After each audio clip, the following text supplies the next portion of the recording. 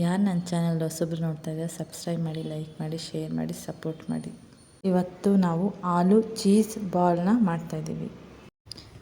ಆಲೂಗಡ್ಡೆನ cubes ಆಗಿ cut ಮಾಡಿಕೊಂಡಿದ್ದೀವಿ. ಇದಕ್ಕೆ ನಾವು ನೀರು ಹಾಕ್ಕೊಂಡು ಬೇಯಿಸ್ಕೊತಾ ಇದ್ದೀವಿ. ಈಗ ಇದು ಬೆಂದಿದೆ, ಇದನ್ನು ನಾವು ಸೋದಿಸ್ಕೊತಾ ಇದ್ದೀವಿ.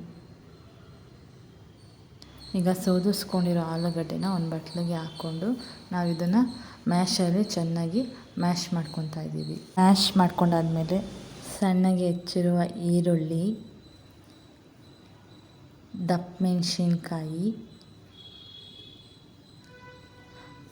ಮತ್ತು ಸಣ್ಣಗೆ ಹೆಚ್ಕೊಂಡಿರೋ ಹಸಿಮೆಣಸಿನ್ಕಾಯಿ,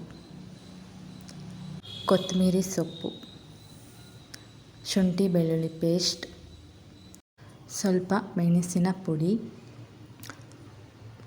ಚಿಲ್ಲಿ ಫ್ಲೇಕ್ಸ್ ಪೌಡರ್ ಮತ್ತು ಆರಿಗಾನೋ, ರುಚಿಗೆ ತಕ್ಕಷ್ಟು ಉಪ್ಪು,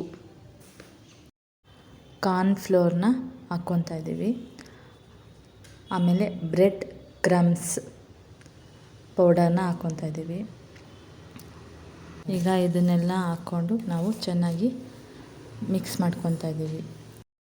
ಈಗ ಮಿಶ್ರಣ ರೆಡಿಯಾಗಿದೆ.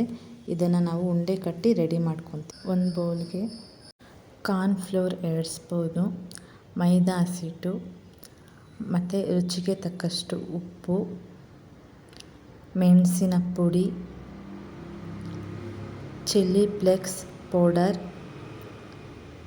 ಸ್ವಲ್ಪ ನೀರನ್ನ ಹಾಕ್ಕೊಂಡು ಗಂಟಿಲ್ದಂಗೆ ಕಲಿಸ್ಕೊತಾ ಇದ್ದೀವಿ.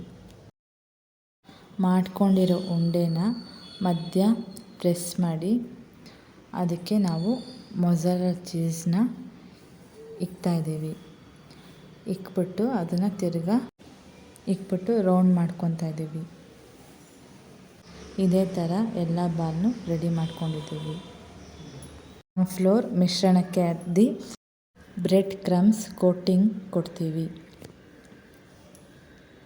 ಎಲ್ಲ ಬಾಲ್ನು ರೆಡಿ ಮಾಡಿ 10 ನಿಮಿಷ ಫ್ರಿಜ್ಜಲ್ಲಿ ಇಕ್ತೀವಿ. 10 ನಿಮಿಷದ ನಂತರ ಕಾದ ಎಣ್ಣೆಯಲ್ಲಿ ಚೀಸ್ ಬಾಲ್ನ ಹಾಕ್ಕೊಂಡು ಕಮ್ಮಿ ಉರಿಲಿ ಗೋಲ್ಡನ್ ಕಲರ್ ಬರೋ ತನಕ ಫ್ರೈ ಮಾಡ್ಕೊತೀವಿ.